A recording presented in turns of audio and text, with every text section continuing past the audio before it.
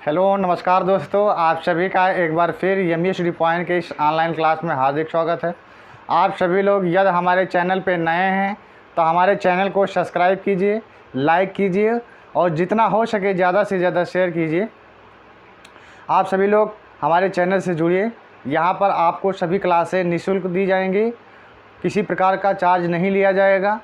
या आप यदि किसी कम्पिटिटिव एग्ज़ाम्स जैसे टेट है, सीटेट है, DSSB है, पेट या अन्य किसी कम्पिटिटिव एग्ज़ाम्स की तैयारी कर रहे हैं तो हमारे चैनल से ज़रूर जुड़िए।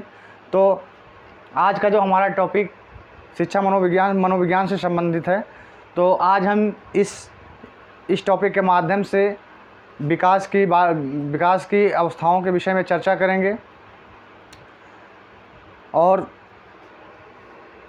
तो आप लोग नोट्स बनाइए। इससे पहले हमारी 2 क्लासेस आ चुकी हैं। यदि आप लोग उनको ना देखे हों तो उन क्लासों को ज़रूर देखिएगा, तब आप लोगों को जो चीज़ें होंगी वो ज़्यादा से ज़्यादा क्लियर होंगी। तो आइए शुरू करते हैं। सबसे पहले शिक्षा मनोविज्ञान के विषय में थोड़ा जान लेते हैं। उसके बाद में हम आगे विकास की अवस्थाओं के विषय में पढ़ेंगे। शिक्षा मनोविज्ञान, शिक्षा का अर्थ जो होता है मनोविज्ञान के अगर हिसाब से देखा जाए तो शिक्षा का जो अर्थ होता है वो होता है व्यवहार में परिमार्जन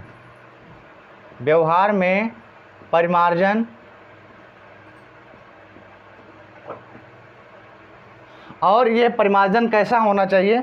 सकारात्मक होना चाहिए। कैसा होना चाहिए? सकारात्मक होना चाहिए। यानी शिक्षा क्या करती है? हमारे व्यवहार में सुधार करती है। और वो सुधार कैसा होता है? सकारात्मक होता है। अगर हम मनोविज्ञान क्या करता है? मनोविज्ञान व्यवहार का अध्ययन करता है। व्यवहार का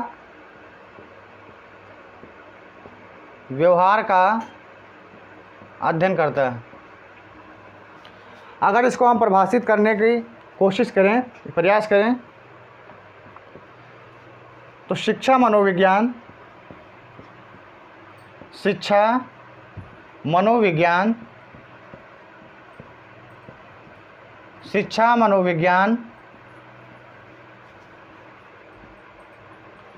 मनोविज्ञान की वह शाखा है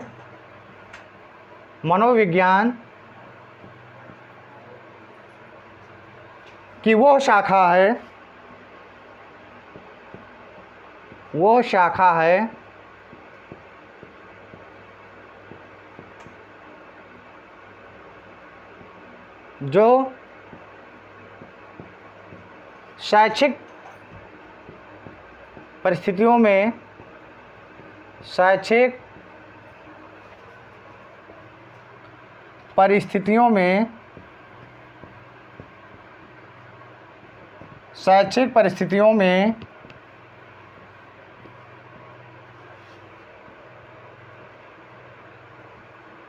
बालक के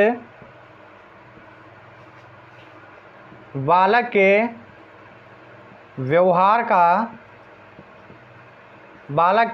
का अध्ययन करता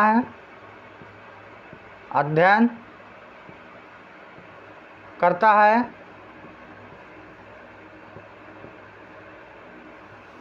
साथ ही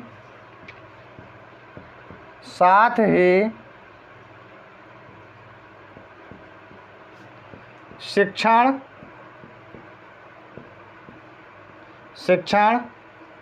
अधिगम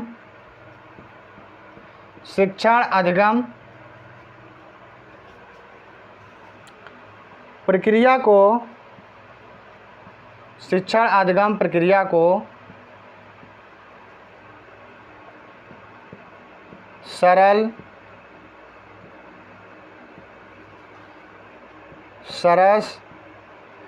सहज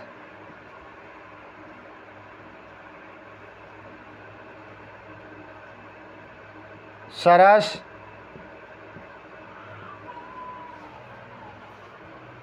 प्रभावी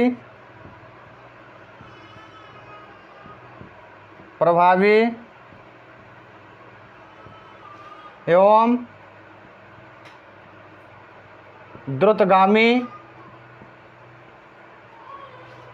बनाती है।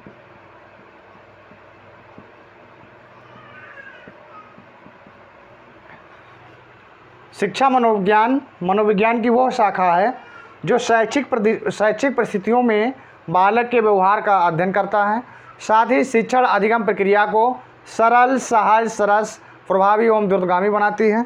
तो आप सभी लोग इसको नोट कर लीजिए। अब हम कुछ इम्पोर्टेंट पॉइंट की बात करते हैं इसमें।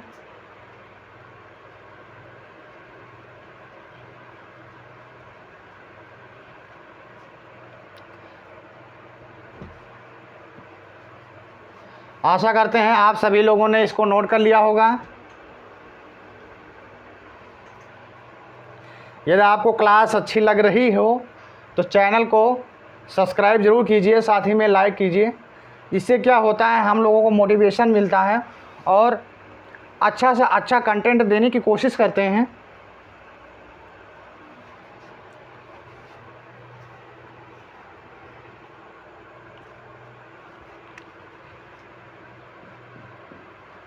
इसमें पॉइंट नोट कर लीजिए।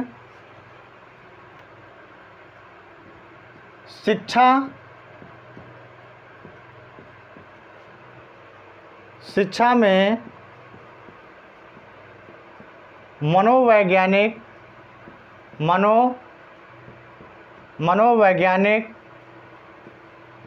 शिक्षा में मनोवैज्ञानिक आंदोलन का जनक रूसो को माना जाता है। रूसो को माना जाता है।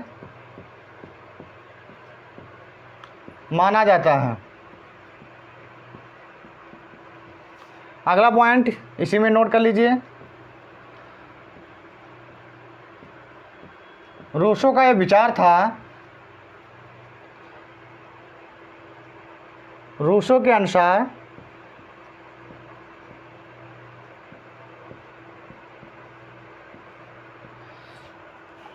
रूसो ने यह बताया था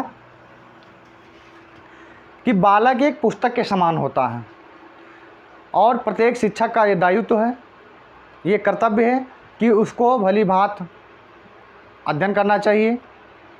तो लिख लीजिए, इन्होंने कहा था कि बालक पुस्तक के समान होता है, पुस्तक के समान होता है,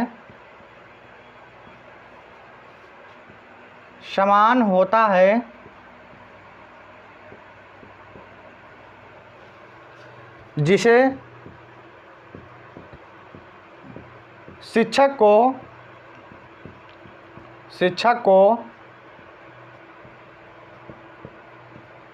भली भांति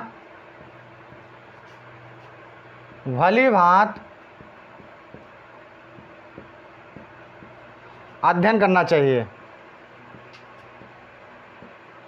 अध्ययन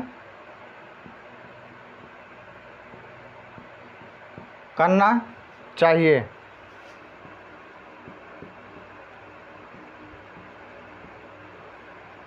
यानी एक शिक्षक जो होता है, जिस प्रकार से पुस्तकों का अध्ययन करता है, उसी प्रकार से क्या करना चाहिए, उसको अपने बालक का अध्ययन करना चाहिए, उसके स्वभाव को जानना चाहिए, उसके आदतों को विषय में जानना चाहिए।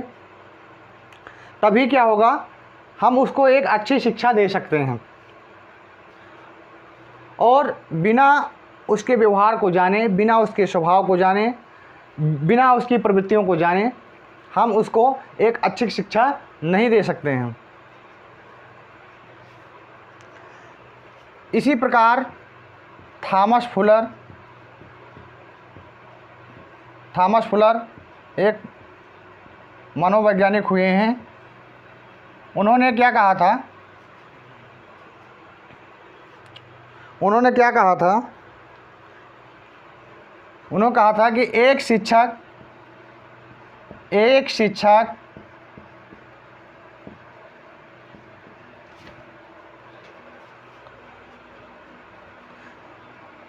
शिक्षक जितनी होशियारी से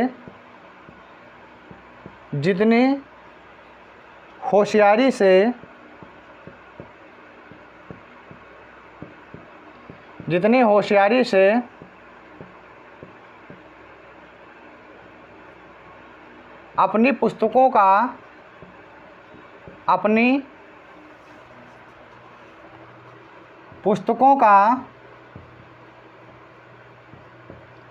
पुस्तकों का अध्ययन करता है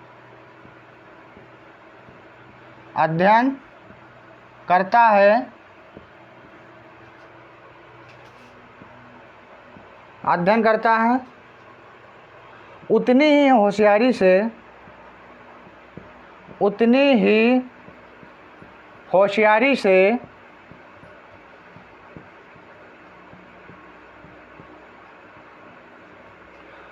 होशियारी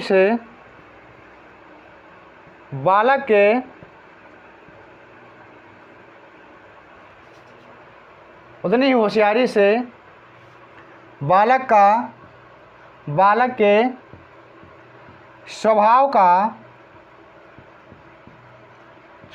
का अध्ययन करना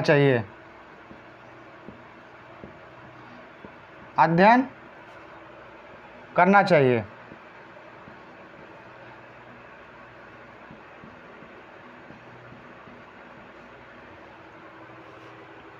आप लोग इसको नोट कर लीजिए, फिर हम आगे की ओर बढ़ते हैं।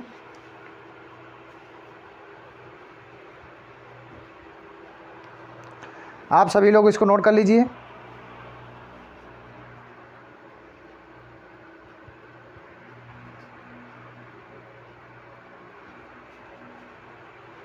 अब हम आगे की ओर बढ़ते हैं।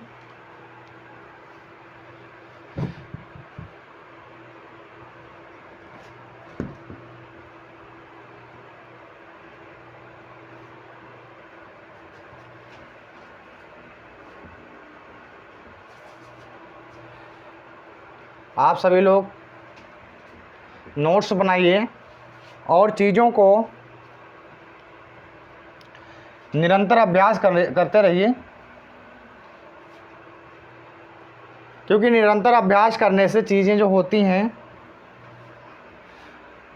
हमारे माइंड में ज़्यादा समय के लिए सेट हो जाती हैं। कहा भी गया है कि करत करत अभ्यास ते जड़मत होय सुजान, और असरी आवाज़ जात ते सिलवट परत निशान। तो निरंतर अभ्यास से चीज़ें जो होती हैं वो दीर्घकालिक हो जाती हैं। अब हम बाल विकास की अवस्थाओं के विषय में चर्चा करेंगे। हेडिंग डाल लीजिए, बाल विकास की अवस्थाएं। बाल विकास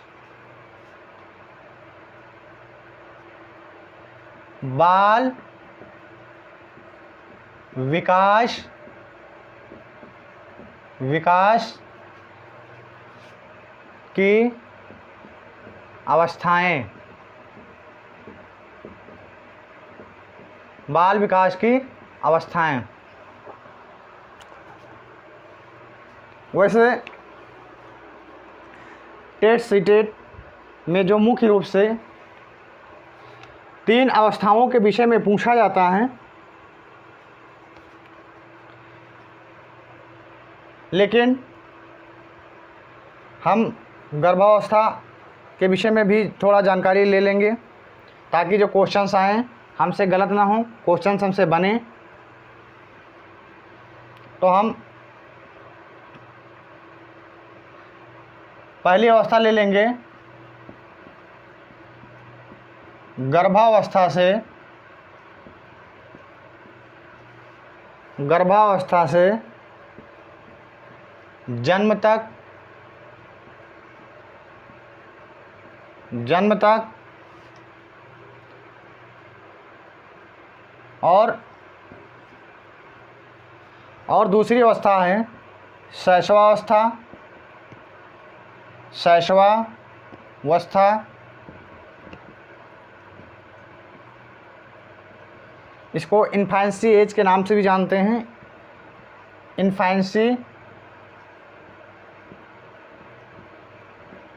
इन्फेंसी एज। तीसरी अवस्था है बाल्यावस्था।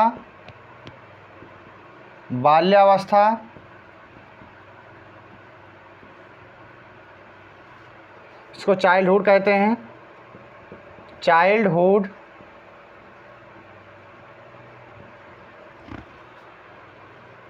और अगली अवस्था है किशोरावस्था।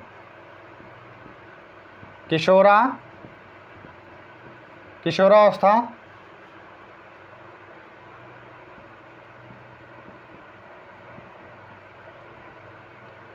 इसको एडल्टहुड कहते हैं।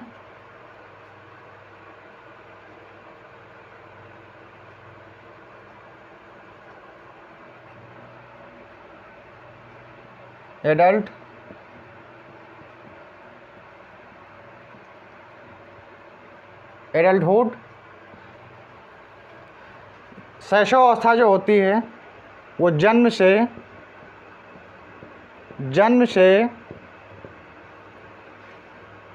6 वर्ष मानी जाती है। बाल्यावस्था 6 से 12 वर्ष तक। किशोरावस्था 12 से 18 वर्ष या कहीं कहीं 19 वर्ष भी दिया होता है। 18 या 19 वर्ष। अब हम इनको एक बारी बारी से एक सीक्वेंस वाइज पढ़ेंगे और आप लोग इसको नोट भी करते चलिए। आप सभी लोगों को यहाँ पर निःशुल्क सामग्री उपलब्ध करवाई जाएगी, निःशुल्क क्लासेस मिलेंगी, कोई भी शुल्क नहीं लिया जाएगा। तो आप सभी लोग हमारे साथ नोट्स बनाइए। अब हम बारी बारी से पढ़ेंगे।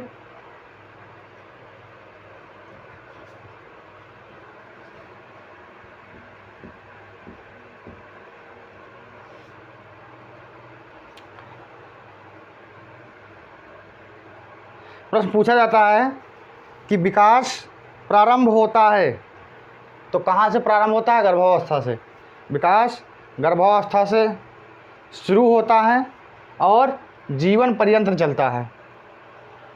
विकास जीवन पर्यंत आजीवन चलता है।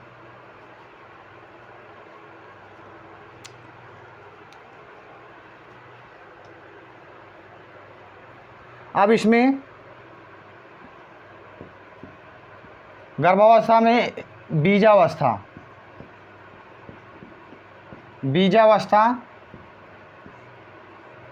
बीजावस्था जो होती है वो प्रथम 2 सप्ताह तक का जो समय होता है उसको बीजावस्था कहते हैं। उसके बाद में आता है भ्रूणावस्था।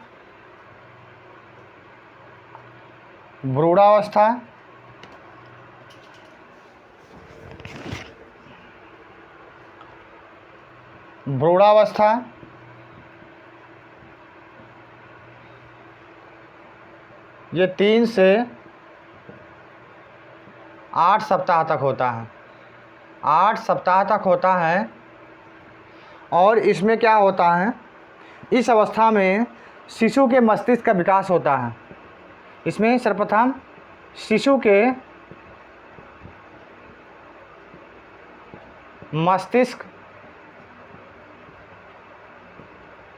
मस्तिष्क का विकास होता है। विकास होता है।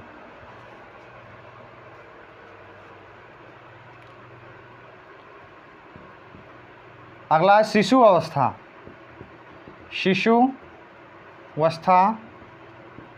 यानी गर्भावस्था में जो शिशु अवस्था, ये 9वें सप्ताह से 9वें सप्ताह से 9वें सप्ताह से जन्म तक इसकी अवधि होती है। और नोट करके लिख लीजिए कि जो गर्भावस्था की जो अवधि होती है, गर्भावस्था की अवधि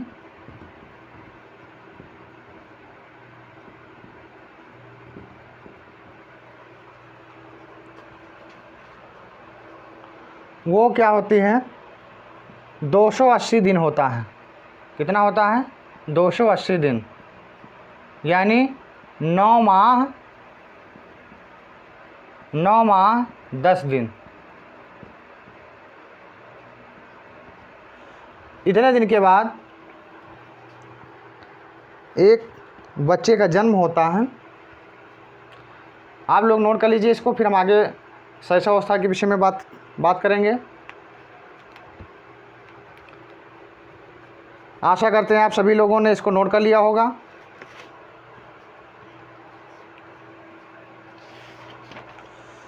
आप सभी लोगों ने नोट कर लिया होगा। अब हम शैशवावस्था की बात करेंगे।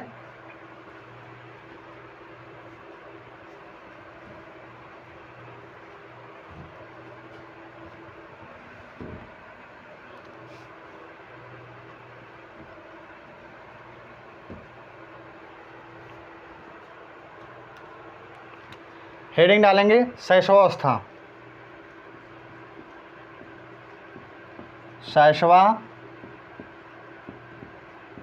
शैशवावस्था इनफैंसी एज कहते हैं। इनफैंसी एज।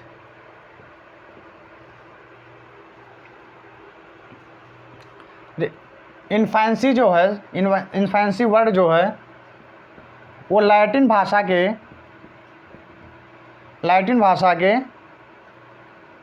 इनफैंट से बना है। किससे बना है? इनफैंट से बना है। इनफैंट से बना है, जिसमें एन प्लस फैरी से इनफैंट बना है, जिसमें इन का मतलब होता है नहीं और फैरी का मतलब होता है बोलना। फैरी का मतलब होता है बोलना।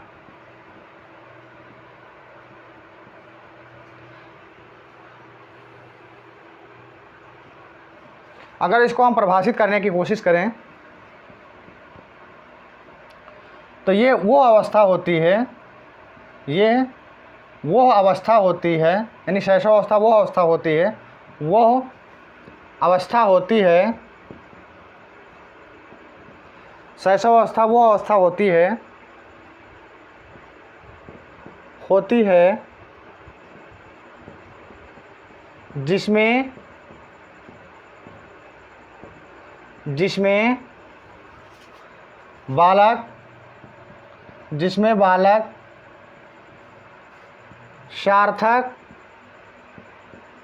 जिसमें बालक सार्थक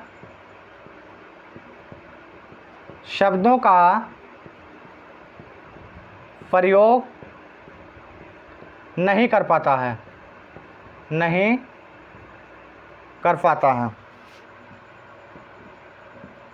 अर्थात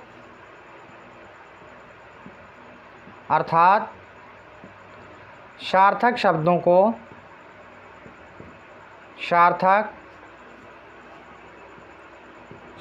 को नहीं बोल पाता है।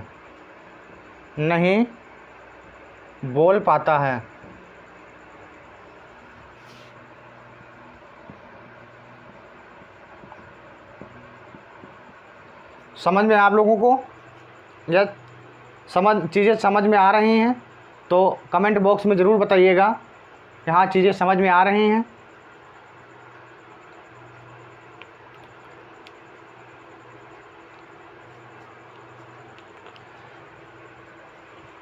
अब हम आगे की ओर चलते हैं।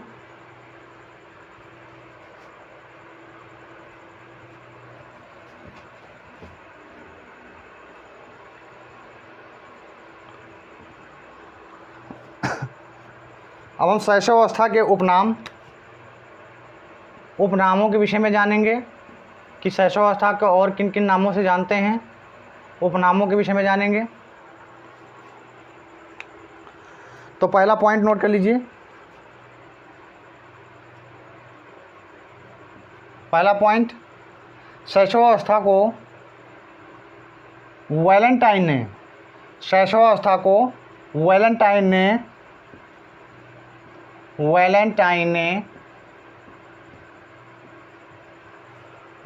ने क्या कहा है? सीखने का आदर्श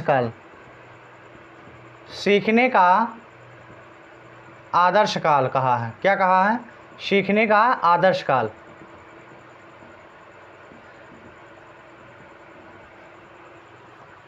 क्यों कहा है? क्योंकि शैशवावस्था एक प्रारंभिक अवस्था होती है। इसमें बालक जो होता है, एक उसको सीखने के लिए एक आदर्श वातावरण मिलता है और बालक जो होता है वो चीज़ों को आसानी से, इस अवस्था में जो बालक होता है बहुत ही जल्दी, बहुत ही तीव्र गति से चीज़ों को सीखता है। इसलिए वैलेंटाइन ने इसे सीखने का आदर्श काल कहा है। अगला पॉइंट नोट कर लीजिए, जीवन का आधार काल। जीवन का आधार, शैशवावस्था को जीवन का आधार काल कहा जाता है क्योंकि इसमें जो बच्चा होता है अपने भावी जीवन का निर्माण करता है, बहुत सारी ऐसी चीज़ें सीखता है जिनका अपने दैनिक जीवन में वो आने वाले समय में प्रयोग करता है, इसलिए इसको जीवन का आधार काल कहा जाता है। अगला, नाजुक अवस्था, इसका नाजुक अवस्था भी कहा जाता है। और हर्लॉक ने इसे खतरनाक अवस्था के नाम से भी संबोधित किया है। खतरनाक अवस्था कहा है। किसने कहा है? हर्लॉक ने कहा है। किसने कहा है? हर्लॉक, श्रीमती हर्लॉक ने कहा है। ऐसे नाजुक अवस्था एवं खतरनाक अवस्था क्यों कहा जाता है? क्योंकि आप लोग देखते होंगे कि शैशवावस्था में बच्चे जो होते हैं बहुत ही जल्दी जो होते हैं बीमार होते हैं। शैशवावस्था में बच्चों के पास बहुत सारी समस्याएं आती हैं, इसलिए इसे नाजुक अवस्था कहा जाता है। खतरनाक अवस्था हर्लॉक ने इसे कहा है। अगली, संस्कारों के निर्माण की आयु। संस्कारों के निर्माण की आयु, बच्चे में जो संस्कार का निर्माण होता है वो शैशवावस्था में होता है, यानी जन्म से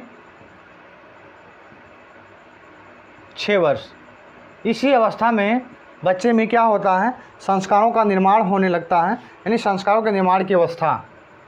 इसमें संस्कारों का निर्माण होने लगता है, इसलिए इसे संस्कारों के निर्माण की अवस्था कहा जाता है।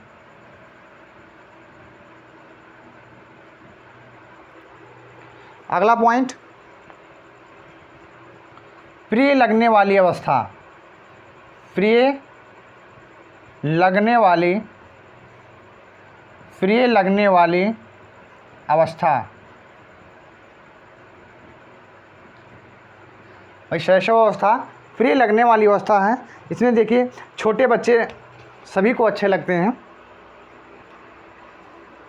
इसलिए इसे प्रिय लगने वाली अवस्था कहा जाता है। अगला पॉइंट है अतार्किक चिंतन की अवस्था। अतार्किक चिंतन की अवस्था, इस अवस्था में जो बच्चा होता है वो तार्किक चिंतन नहीं कर पाता है, इसलिए इसे अतार्किक चिंतन की अवस्था कहा जाता है।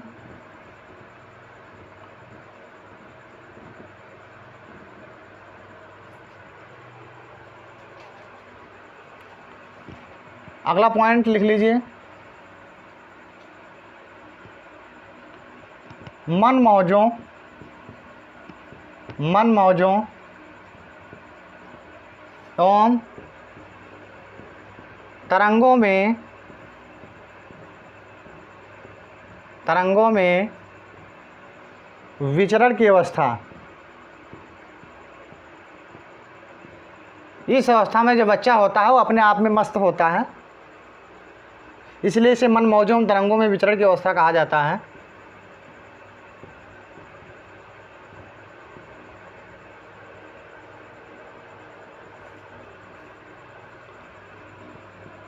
पराधीन की अवस्था, पराधीन या परनिर्भरता की अवस्था। परनिर्भरता, इसमें जो बालक होता है वो स्वयं पर निर्भर ना होकर के अपने माता पिता के ऊपर निर्भर होता है, इसलिए इसे पराधीन या परनिर्भरता की अवस्था कहा जाता है। की अवस्था।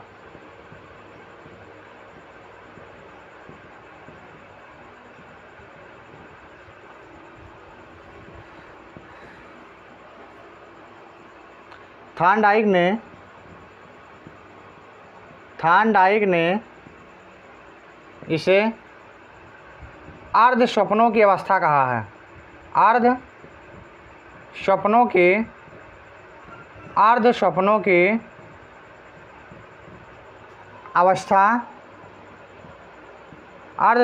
अवस्था कहा है। कभी कभी समय भी पूछ लिया जाता है थार्नडाइक के अनुसार, तो ये समय है वो 3 से 6 वर्ष। इस अवस्था को अर्ध स्वप्नों की अवस्था कहा जाता है।